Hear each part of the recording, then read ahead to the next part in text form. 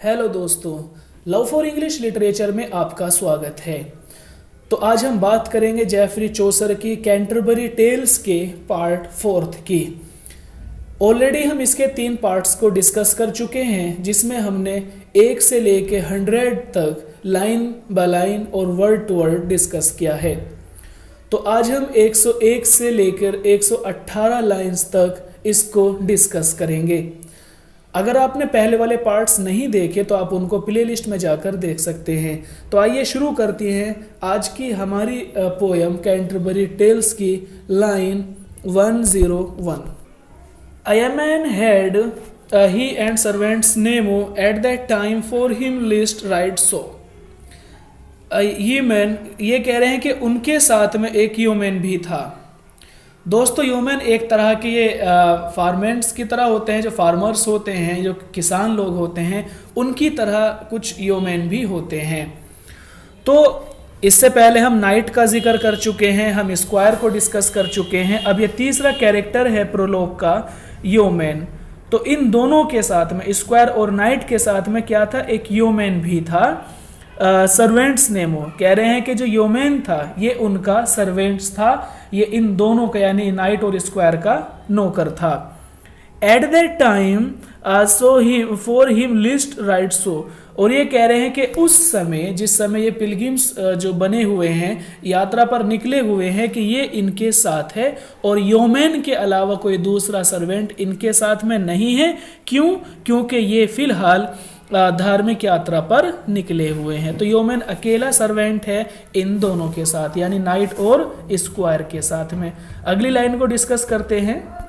And he was clad in coat and hood of green. और उसने जो कपड़े पहने हुए थे, क्लेड ड्रेस को बोलते हैं, जो कपड़े थे उसके वो क्या था, कोट, कि उसने एक कोट पहना हुआ था। ह्यूमन ने एक कोट पहना हुआ था। एंड हुड ऑफ ग्रीन, और उसने सर पर एक हरे कलर का कपड़ा रखा हुआ था। तो ह्यूमन ने एक कोट पहना था और सर पर एक ग्रीन कलर का उसने कपड़ा रखा हुआ था। A chef of peacock arrows bright and कीन। शेफ ऑफ पिकॉक ये कह रहे हैं जो तरकश है उसका, जो उसका तरकश है, एरोज आप जानते हैं तीरों के लिए बोला जाता है एरो। ये कह रहे हैं कि उसका जो तीर रखने का जो उसका एक तरकश है वो कैसा है, ब्राइट, काफ़ी चमकीला है, एंड कीन, और काफ़ी ब्राइट है, यानी काफ़ी चमकीले कलर का वो है। क्यों है वो ऐसे चमकीले कलर का? क्योंकि उसको मोर के पंखों से सजाया हुआ है। तो ह्यूमन कोट पहने हुए है, सर पर हरे कलर का कपड़ा रखे हुए है, और उसका जो तरकश है वो मोर के पंखों का बना हुआ है, इसीलिए वो काफ़ी चमकीला और भड़कीला दिखाई दे रहा है। आगे देखें कि under his belt he bar full thriftily well could he dress his tackle yeomanly. Tackle बोलते हैं दोस्तों सामान को, ठीक है, कि under his belt bar full thriftily, कि अपनी बेल्ट के अंदर, अपनी बेल्ट के नीचे उसने ट्रिफली, पूरे सलीके के साथ में, पूरे कहते हैं ना, पूरे जो है पूरी सावधानी के साथ में उसने अपनी बेल्ट के नीचे पूरी सावधानी के साथ में उसको लगाया हुआ था। जो तरकश था उसने अपनी बेल्ट के आसपास उसको पूरी सावधानी के साथ में लगाया हुआ था। अगली लाइन देखें कि वेल कुड ही ड्रेसेस, को उसने अच्छे से कपड़े पहने हुए थे, ठीक है, अच्छे से उसने अपने कपड़े पहने हुए थे। हिज टेकल येमेनली, और वो अपने सामान की देखभाल करना बखूबी जानता था। टेकल सामान के लिए होता है, और येमेनली पूरी सावधानी के साथ में, कि वो अपने सामान की देखभाल करना बखूबी जानता था, क्योंकि वो नौकर है स्क्वायर और नाइट का, और उन दोनों का जो सामान है उसकी देखभाल करनी है ह्यूमन को। तो इन दोनों के सामान की देखभाल करना वो बहुत अच्छे से जानता था। अगली लाइन देखते हैं। His arrows dropped not with feathers low, and in his hand he bare a mighty bow।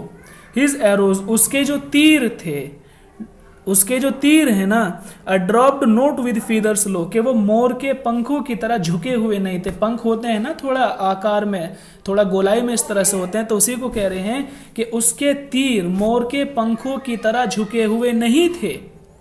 And in his hand he bear a mighty बो, और उसके हाथ में एक मजबूत कमान थी। बो बोलते हैं जो ढाल होती है जिस पर तीर और तलवार के जो है वार को रोका जाता, उसको वो बोल रहे हैं कि उसके तीर मोर के पंखों की तरह झुके हुए नहीं थे और उसके हाथ में एक मजबूत माइटी बो, एक मजबूत ढाल थी। ठीक है, आगे देखें। A note had he with a brown visage of woodcraft well could he all the usage। ये कह रहे हैं कि अनोट हेड कि उसके जो सर के बाल थे वो कटे हुए थे, यानी उसके सर के बाल छोटे किए गए थे और उसका कलर कैसा था, विद अ ब्राउन विसेज, और उसके चेहरे का कलर, उसका जो कलर कॉम्प्लेक्शन था वो ब्राउन है, देखने में वो ब्राउन है और उसके सर के बाल कटे हुए हैं। Of would craft well could he all the usage, और लकड़ी का जो काम है उसको वो अच्छे से जानता है, लकड़ी के जो काम का इस्तेमाल करना वो बेहतर तरीके से जानता है। दूसरा मतलब यहाँ ले सकते हैं कि जंगल के रास्तों को वो अच्छे से जानता है। तो योमेन सर के बाल कटे हुए हैं, चेहरे का कलर ब्राउन है और वो जंगल के रास्तों को अच्छे से जानता है। Upon his arm he bear a gay bracer and by his side a sword and a buckler। कह रहे हैं कि upon his arm, के उसकी बाह पर, उसकी बाजू पर, उसके हाथ में he bear a gay bracer। दोस्तों ब्रेसर बोलते हैं आर्म गार्ड को। आपने देखा होगा कि जंग में जब लोग जंग के लिए जाते हैं तो वो अपने हाथ पर एक चमड़े का बना हुआ एक आर्म गार्ड पहनते हैं, है ना, ताकि हाथ को कोई नुकसान ना पहुंच सके। आपने देखा होगा फिल्म वगैरह में। तो कह रहे हैं कि उसने अपने हाथ में एक आर्म गार्ड पहना हुआ है, एंड बाय हिज साइड, और उसके साइड में अ स्वॉर्ड, एक तलवार लटकी हुई है, एंड अ बोकलर, और एक छोटी ढाल लटकी हुई है। दो ढाल हैं इसके पास, एक तो बड़ी ढाल है जो काफी मजबूत है और एक छोटी ढाल है जो इसके साइड में लटकी हुई है। तो दोस्तों देखें कि इसके हाथ में एक आर्म गार्ड है, इसके साइड में एक तलवार है और एक छोटी ढाल भी है। आगे देखें। And on that other side a gay dagger and her knees too well and a sharp as point of spear. And on the other side, तो उसकी एक साइड में क्या है, एक छोटी ढाल है और एक छोटी तलवार थी। लेकिन दूसरी साइड में क्या है, अदर साइड, दूसरी साइड में अगे डैगर, एक खंजर है, क्योंकि डैगर बोलते हैं खंजर को, अगे माने खूबसूरत, कि दूसरी साइड में एक खूबसूरत सा खंजर है। हर्निस्ट वेल, जिसको अच्छे से सजाया हुआ है, हर्निस्ट बोलते हैं दोस्तों डेकोरेटेड, जिसको अच्छे से सजाया गया है, ठीक है।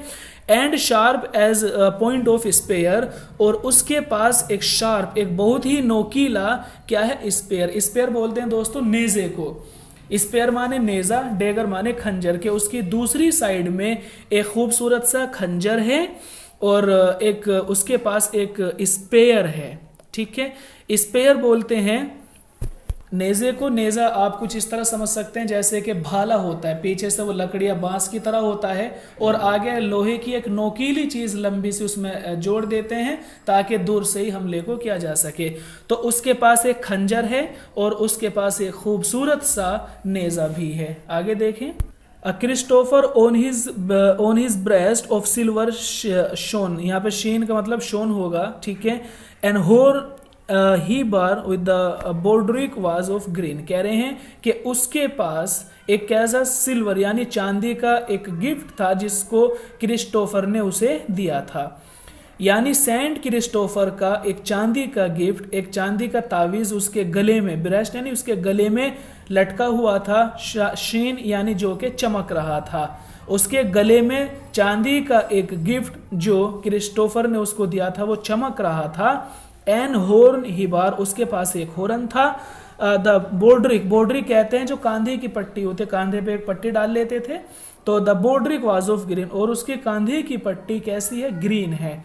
देखें कि उसके गले में सेंट क्रिस्टोफर का दिया हुआ एक सिल्वर का जो तावीज टाइप था वो चमक रहा था और उसके पास एक हॉर्न था और उसके कांधे की पट्टी हरे कलर की थी, ठीक है। आगे देखें।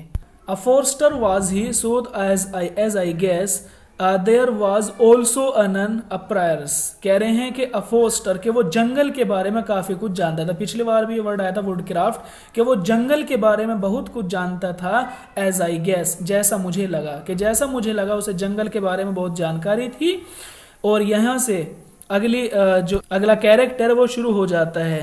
There was also a nun a prioress, और उस ग्रुप में एक नन भी थी जो प्रायर्स थी, ठीक है। और उस ग्रुप में अब एक दूसरा कैरेक्टर ऐड हो गया है प्रायर्स का, उस ग्रुप में एक नन भी है जो कि एक प्रायर्स है। तो दोस्तों सुनने के लिए धन्यवाद, आपका दिन शुभ हो।